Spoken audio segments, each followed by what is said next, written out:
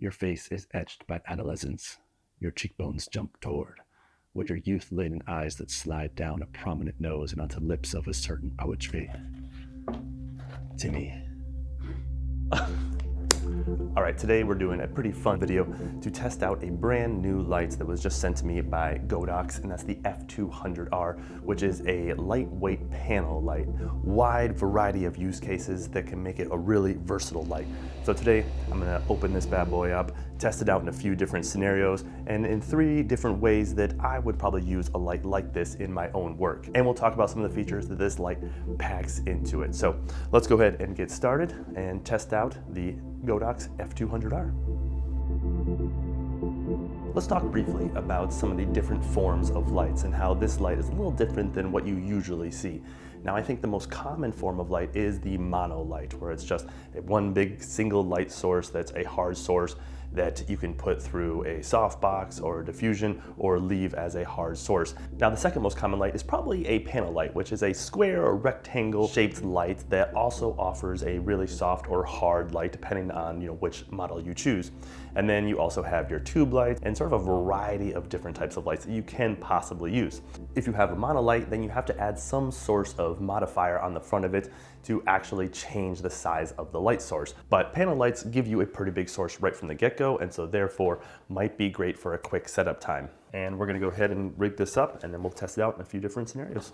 So this scenario, we have someone just sitting at a table. Obviously you can see my light stand right here. All I'm doing is pumping a mono light into the ceiling with the reflector on, and that's giving a nice ambient light in this room itself.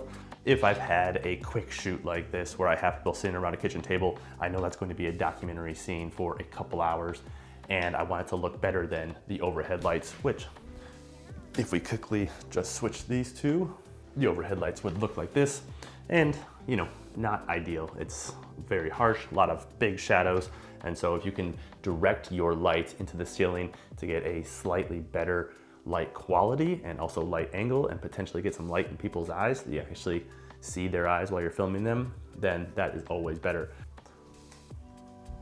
But this is also not ideal. You'll have a lot of light spill, you'll have a lot of difficulty actually controlling the light and lighting what you want.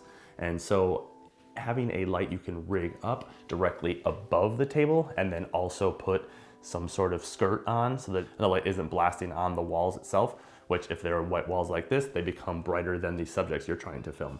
And so that's what we're gonna do with the Godox F200R, because I think it'd be a really good use case for this.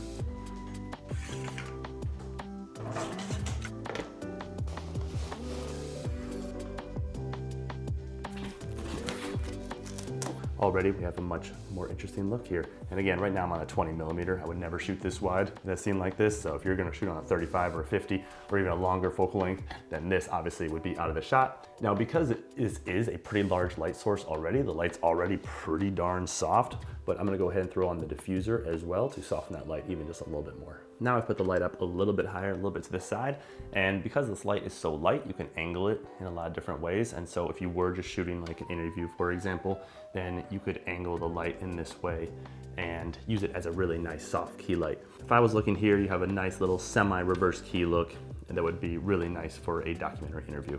Now I've put on a Laowa Nanomorph 42mm, so a bit more of a common focal length for a scene like this. I'm not shooting on 20mm all that often unless it's for YouTube.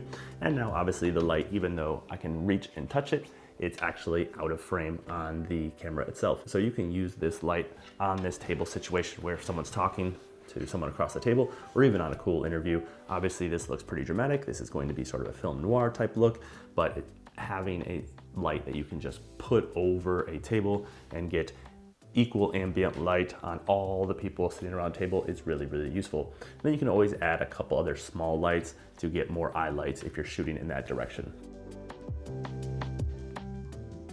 Now, like most LED lights these days, this light is also bicolor. So if you wanted to go all the way up to 10,000 Kelvin, then you could. And then obviously you could stop at 5600, which is daylight, and all the way down to 1800 Kelvin for a really, really warm look.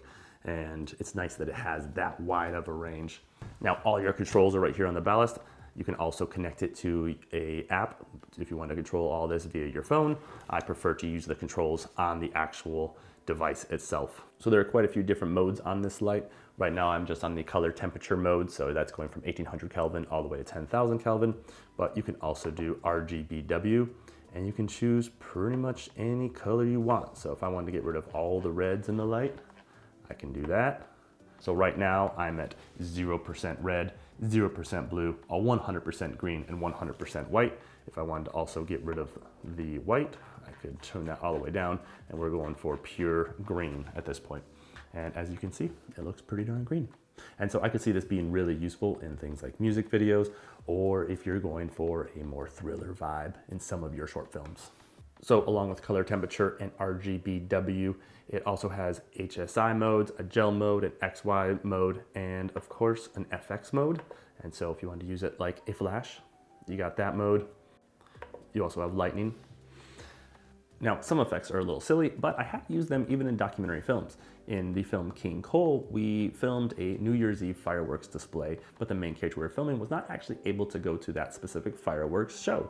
And so we brought her back a few weeks later, put her in the same town, in the same square, and then we used the firework effect to mimic the fireworks on her face. So we just held a light and it looked like she was looking up at fireworks, and nobody was none the wiser. If you're just using a normal bicolor light, then obviously you're not going to get that full spectrum of light to make it look realistic that someone's actually looking at fireworks. Obviously I use sort of the color temperature ones 98% of the time, but it's great to have the effects. It's great to have the RGBW for when the actual job that you're on calls for it. Because it's so lightweight and has already a really nice soft light to it, you can put it in a lot of situations where you wouldn't be able to put a large softbox. So we're gonna put this light in a few different places to just show how great it is and how versatile it is to get in those locations. You can stick it in these situations and still get a soft light across the room. Whereas if you put up a normal direct light with a softbox, you'd probably be sticking out to at least this far. And actually we'll show that here in a second. But let's go ahead and kick this on.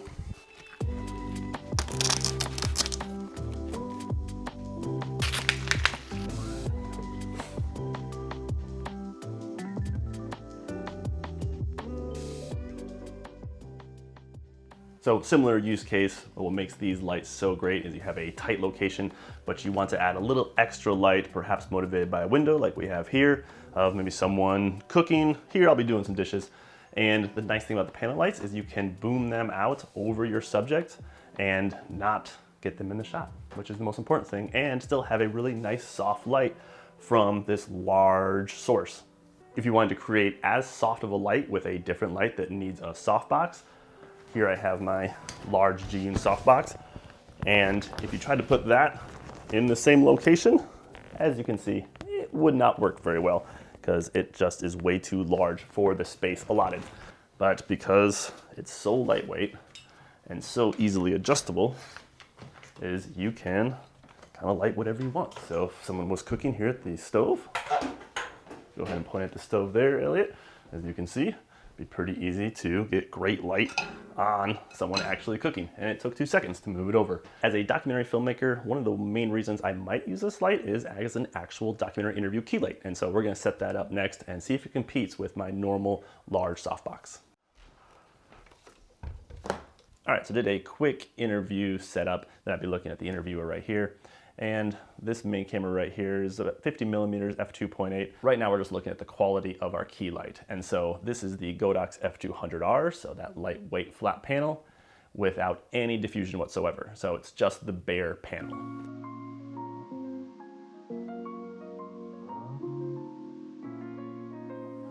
So the Godox F200R obviously can be used as a soft panel like this, and it's actually pretty amazing how soft this light looks, and so just being able to throw this up as a nice key light right away looks great.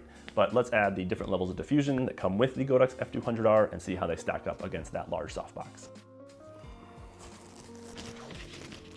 So back in the interview chair, now we've added the softbox, which just softens the light a little bit more.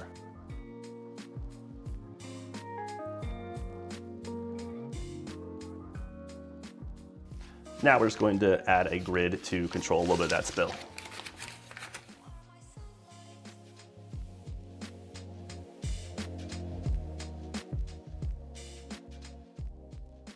So along with the softbox that comes with the F200R, Godox also has this inflatable softbox, which we just inflated. And we're gonna see how it looks in an interview setup. But what you would normally use this for is kind of like a Chinese lantern where you boom it over someone, and then they also come with a skirt that will control some of the spill. But here we'll use it as a key light for a documentary interview, and we'll see how that looks.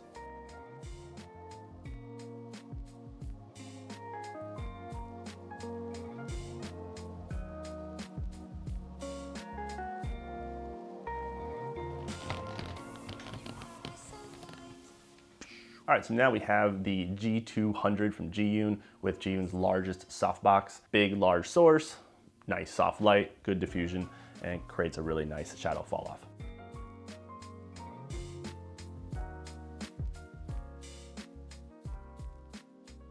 And now we're gonna look at it side by side with all the different levels of the F200.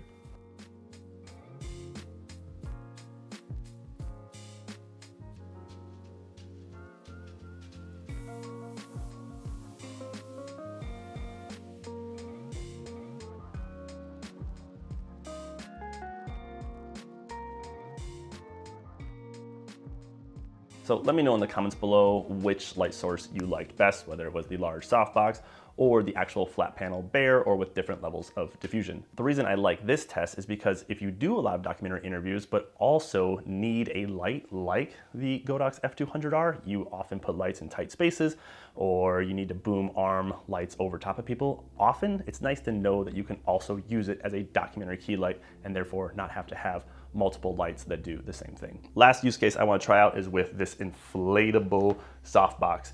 And I think the main reason for this inflatable softbox is for when you boom arm over other people, because it does come with a nice skirt, which allows you to control the spill. And so I'm gonna be sitting here on the couch, reading some magazines, and then we'll use this to just boom arm over me and get some nice light on our subject. And here's our shot there.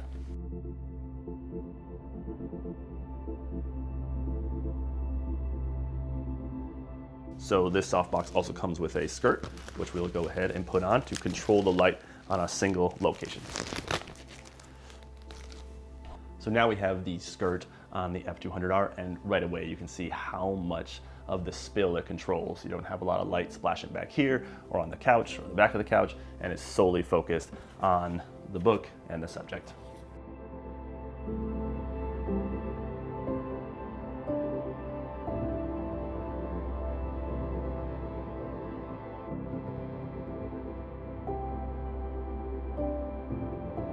So there you go, a light I had never used before, but really enjoyed. It's the Godox F200R, and more specifically, it's a flat panel lightweight light. And as we saw from this video, it has a lot of different use cases and can be used in a lot of different scenarios. So nice to have in your kit if you have some use for it, but let me know in the comments below what you think of these types of lights, and specifically the Godox F200R. And we'll see you in the next video.